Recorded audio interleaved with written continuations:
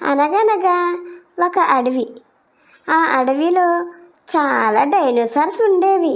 ఆ అడవిలోనే ఒక పెద్ద డైనోసార్ కూడా ఉండేది.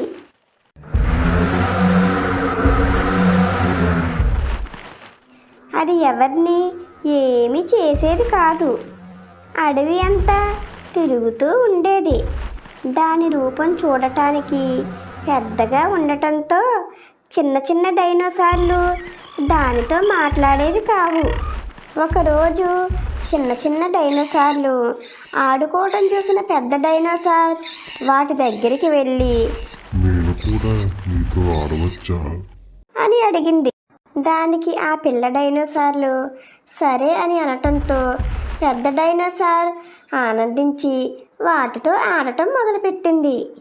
అది వాటిని తరుముతూ గట్టిగా అరిచింది.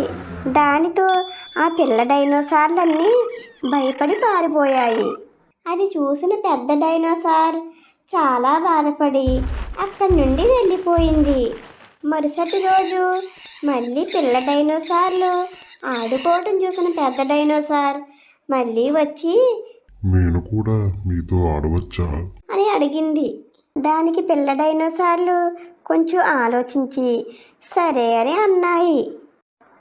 మళ్ళీ పెద్ద డైనోసార్ గట్టిగా అరవటంతో మళ్ళీ పారిపోయాయి. దానికి పెద్ద డైనోసార్ చాలా బాధపడింది. అలా కొన్ని రోజులు గడిచాయి. పెద్ద డైనోసార్ పిల్ల డైనోసార్లు ఆడుకోవటం చూసినా వాటిని అడగరాక తిరిగి వెళ్ళిపోయేది. అలా ఒకరోజు పిల్ల డైనోసార్లు ఆడుకోవటం చూసిన పెద్ద డైనోసార్ మనసొప్పక, నేను కూడా మీతో ఆడవచ్చా అని అడిగింది.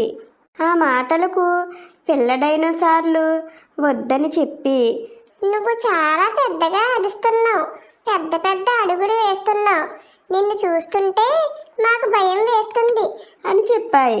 ఆ మాటలకు బాధపడ్డ పెద్ద డైనోసార్ అక్కడి నుండి వెళ్ళిపోతుంటే కొన్ని ఎగిరే రాకాస డైనోసార్ పక్షుల్ని పిల్ల డైనోసార్స్ ఆడుకునే చోటుకు వెళ్ళటం చూసింది. ఆ రాకాసి పక్షులు ఆ పిల్ల డైనోసార్స్ని వేటాడటం చూసి పెద్ద పెద్ద అడుగులతో పరిగెత్తుకుంటూ వెళ్ళి గట్టిగా ఒక అరుపు అరిచింది. అంతే, ఆ అరుపుకు అక్కడున్న రాకాస పక్షులన్నీ భయపడి అక్కడి నుండి పారిపోయాయి. ఇది చూసిన పిల్ల డైనోసార్లు చాలా ఆనందించాయి. నువ్వు కూడా మాతో ఆడుకోవచ్చు అని అన్నాయి. పెద్ద డైనోసార్ అలాగే అని చాలా ఆనందించింది.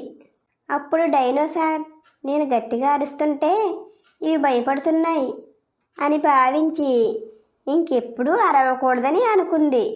ఆ రోజు నుండి అవి ఆడుతూ పాడుతూ కలిసిమెలిసి ఎంతో ఆనందంగా జీవించసాగాయి.